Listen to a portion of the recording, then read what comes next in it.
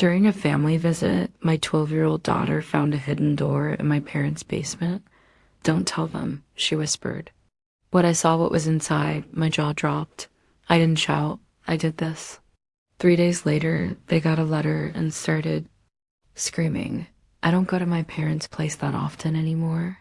Not because I'm a terrible daughter or anything. We talk. We send the occasional birthday card, but visiting them is exhausting. It's the kind of visit where you walk in and feel 10 years younger in the worst possible way. The wallpaper hasn't changed since I was a kid. The furniture is a mismatched collection of good deals they found at yard sales. And there's a faint smell in midair that could be either laundry that didn't dry right or something growing in the walls. And then there's the small talk, endless updates about neighbors, the weather these days, and the latest bad news they've pulled from the TV. It's not exactly a place you go to recharge. Still, we were due for a visit, so I packed up my 12-year-old daughter, Lucy, and made the drive over. My husband didn't come work, he said. But honestly, he'd rather clean out the gutters than sit through one of these lunches. We ate at the old dining table. Same scratches in the wood from when my sister and I used to do our homework. Their lunch was the usual, something filling but forgettable, followed by tea served in mugs that had survived decades of dishwasher cycles. Dad stayed mostly quiet, half watching the TV in the living room. He's been unwell for a while now, not bedridden. Just taking it easy, as he puts it. Mom says he's tired a lot. He still manages to keep up with the news and comment on every politician in the country, so it can't be too bad. After lunch, Mom retreated to the living room with Dad, leaving me in the kitchen with the dishes. Lucy had been buzzing around all afternoon, bored out of her mind. I figured she'd gone upstairs to play on her phone or maybe read. I just finished rinsing a plate when she appeared in the doorway. She didn't say anything at first, just looked at me with that wide-eyed expression. That could mean anything from "there's a spider" to "I've just discovered buried treasure." "You need to come with me," she whispered. I turned off the tap. "What's going on?" She glanced towards the living room. "Don't tell them. Just come." I hesitated. Normally, this is the point where a parent says, "Tell me right now." But something in her face told me she wasn't going to. So I dried my hands, tossed the tea towel over my shoulder, and followed her. She headed straight for the basement door. Now, we don't usually go down there. It's not off limits. Just there's no reason. T.O. It's full of boxes, old tools, random bits of furniture my parents swear they might use someday. The stairs creaked under our weight as we descended into the cool, dim air. The basement looked the same as always, dusty concrete floor, laundry, lines strung across the ceiling, piles of stuff that probably hadn't been touched in years. But Lucy moved with purpose, weaving between stacks of boxes until she reached the far wall. There against the corner stood an old shelving unit crammed with paint cans and gardening tools. Without a word, she gripped the side and shoved. The unit scraped against the floor just enough to reveal a narrow door. The paint was the same dull color as the wall, but the latch was new, shiny, like it had been put in recently. I frowned. "What is this?" Lucy just knelt down and flicked the latch. It clicked open with a soft, decisive sound. She pushed the door inward, and immediately the air changed. It hit me in the face, hot, thick, heavy. It clung to my skin like steam from a boiling pot. The smell was sharp and chemical, almost sweet, the kind that makes your throat itch. I'd smelled it before somewhere, but couldn't place it. Only that. It wasn't the kind of thing you wanted in your house, unless you were trying to cover something up. The room beyond was dark, except for the thin strip of light from the hallway behind us. Somewhere in the blackness, water dripped, slow, deliberate, each drop echoing like a clock counting down. Beneath it, a low hum vibrated through the floor, steady and mechanical. The kind of sound you hear in locked rooms where important equipment is running. I stuck just inside. The air was warmer here, almost stifling. My shoes stuck slightly to the floor, which made me stop. The chemical smell wrapped around me, sweet and stinging all at once. And then there was the light. Not bright, but enough to catch on smooth, glistening surfaces deeper in the room. The reflections shifted as if responding to movement I couldn't quite see. I felt Lucy watching me, waiting for my reaction. I didn't move any further. My heart was thirsting, though I wasn't sure why. Whatever this was, it didn't belong here. Not in this house. Not behind a hidden door in a basement I thought I knew. And I had no idea what I just stepped into. When I was growing up, I was the responsible one. That's not a badge you win.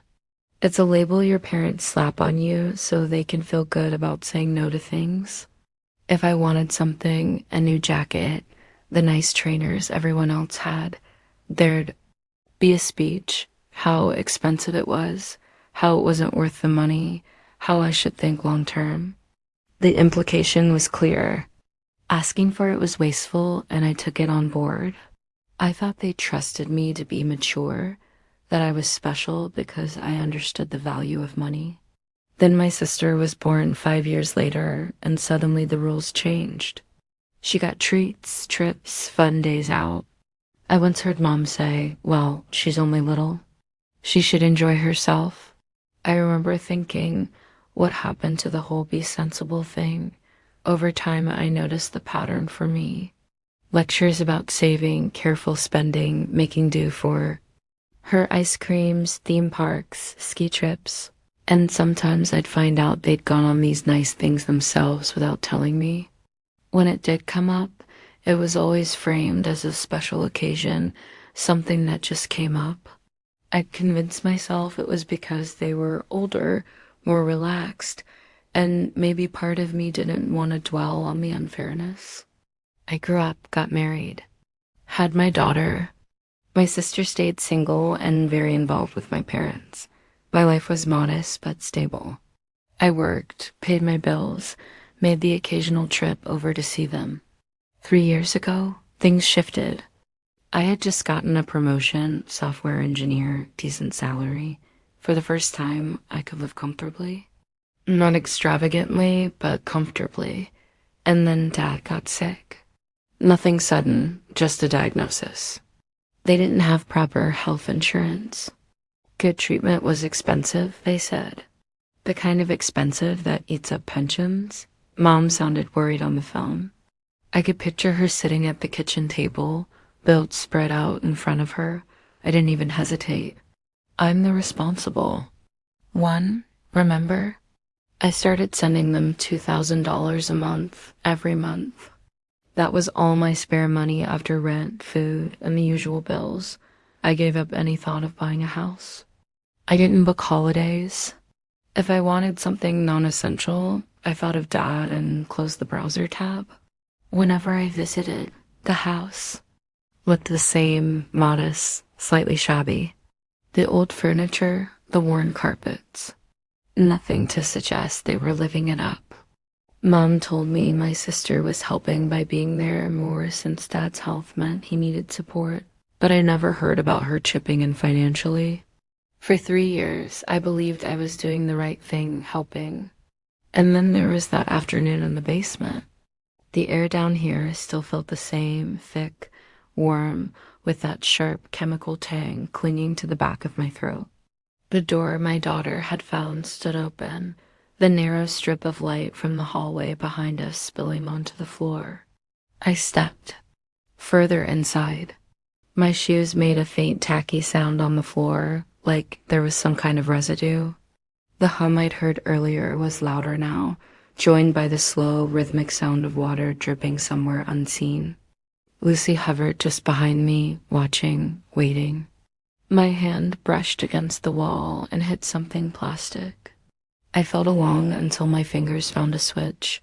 I flipped it on.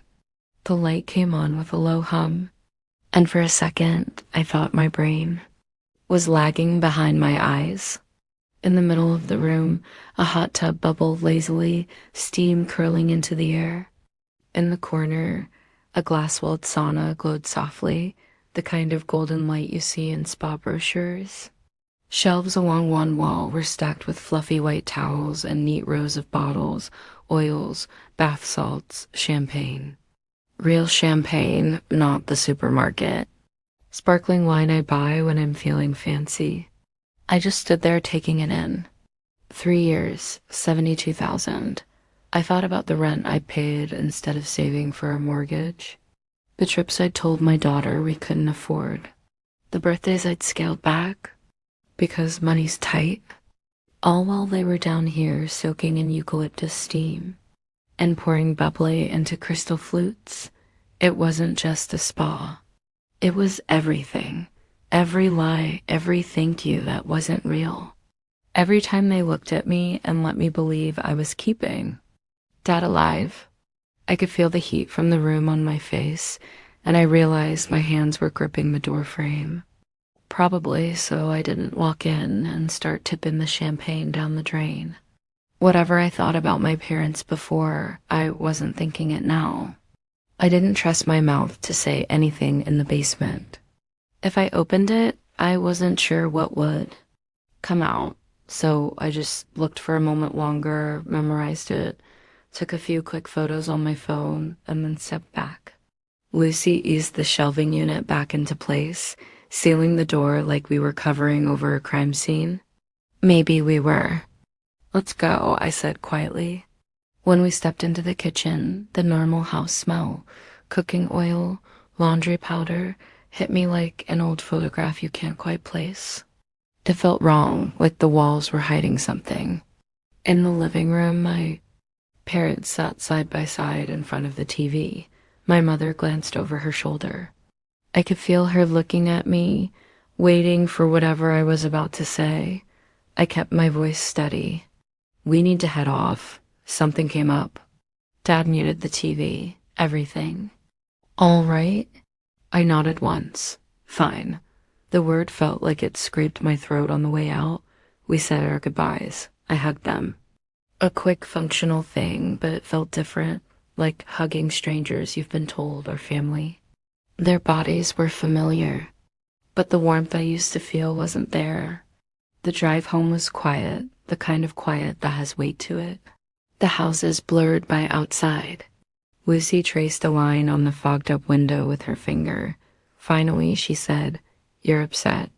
"Yeah," I admitted. "Are you going to say something to them?" "Not yet."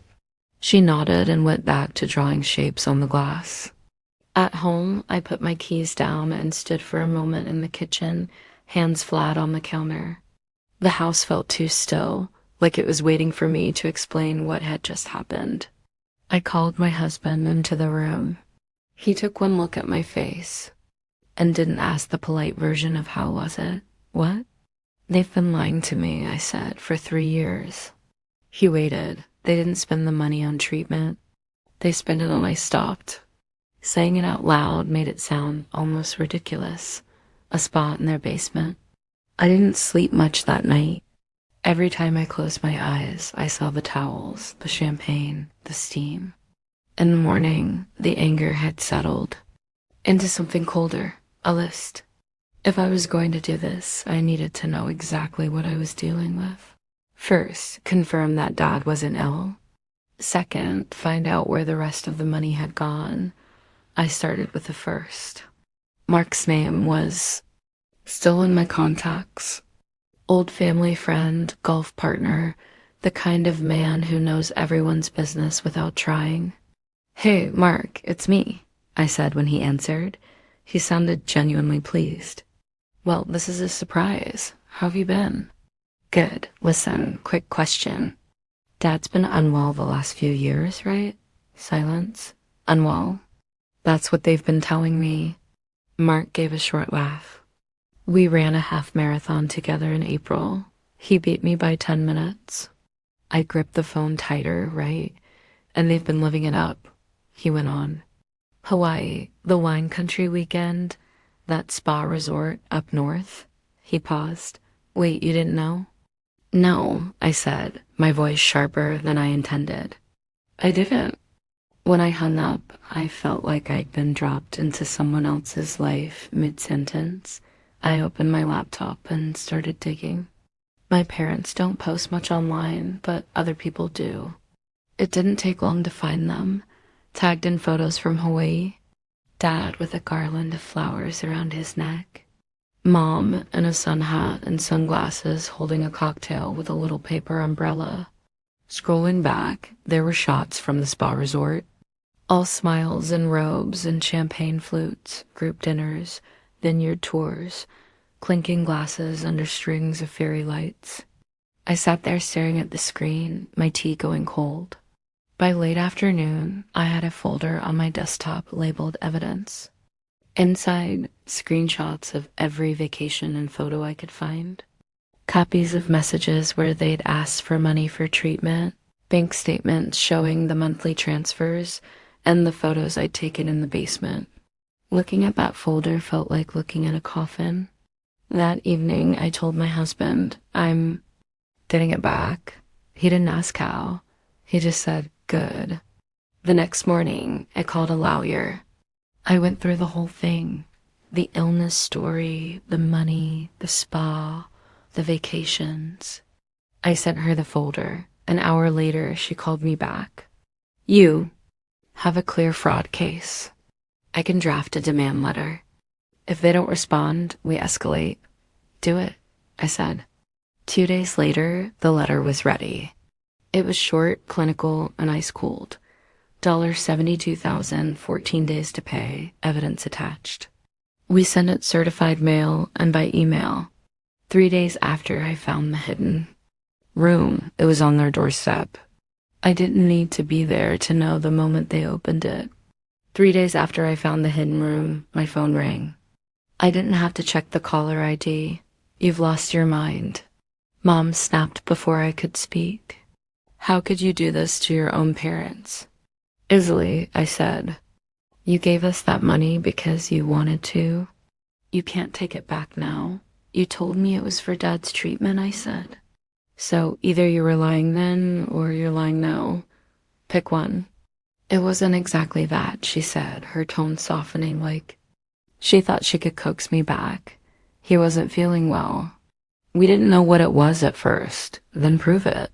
Show me the diagnosis, the bills, anything. Silence. You're supposed to trust us. We're your parents. Trust went out the window. 3 days ago, I said, if you won't make this right, I'll have the police handle it. And I hung up. The silence after that was loud. I kept my phone on my counter, screen down while the missed calls and voicemails stacked up. Mom, Dad, my sister, even my aunt. They all had different words, but the message was the same. You're tearing the family apart. My daughter heard. Some of them, she didn't say anything for a while. Just lingered in the doorway when I was cooking like she wanted to ask something. One night, she finally did. Does this mean we're not going to see them anymore? I don't know, I told her honestly, not for a while. She nodded. I could see the sadness there, but also something else. A kind of quiet agreement. She'd seen the spa, too. My husband kept me steady. When the calls came, he'd take my phone and let them go to voicemail. He didn't push me to talk about it every day, but when I did, he listened without trying to fix it. That was enough.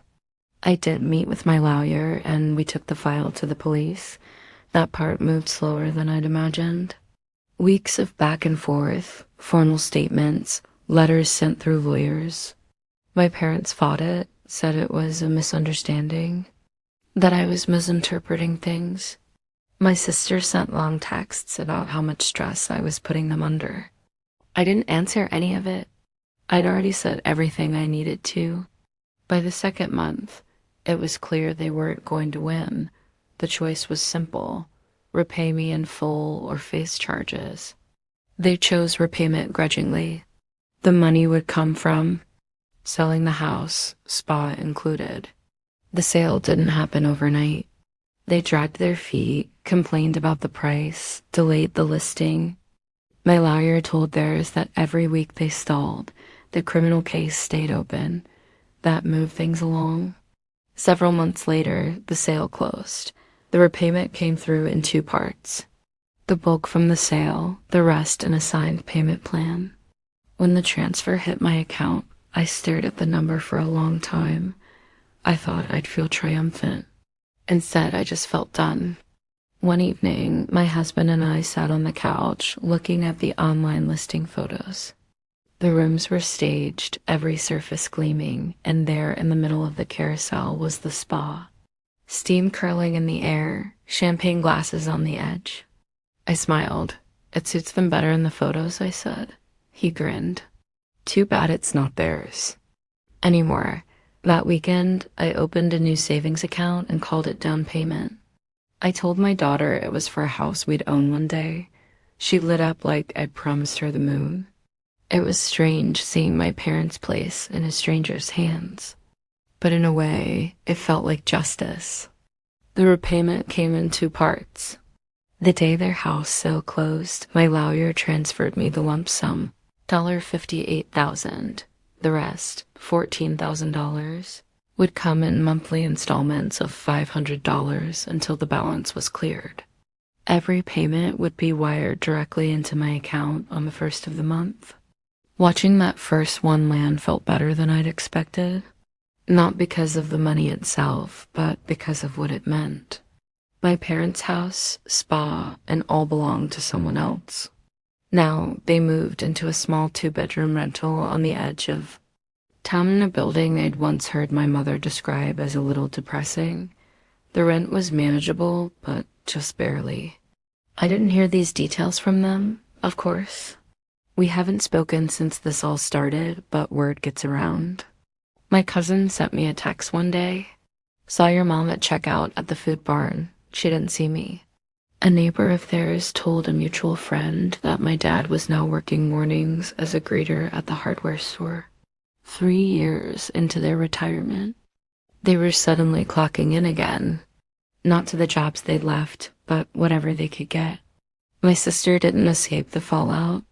Without my monthly transfers to float them, her helping out role dried up fast. I found out through the same cousin that she's working full-time now at a dental office, which she hates. Apparently, she complains that her real life has been put on hold.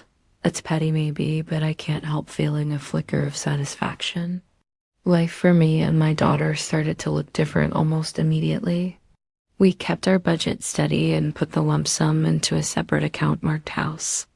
Within months, I was meeting with a mortgage broker. The numbers worked. By spring, I'd found it. A 3-bedroom with light in all the right places and a little backyard my daughter could call her own. I put the $58,000 down. And for the first time in years, I wasn't just paying for someone else's home. I was investing in ours.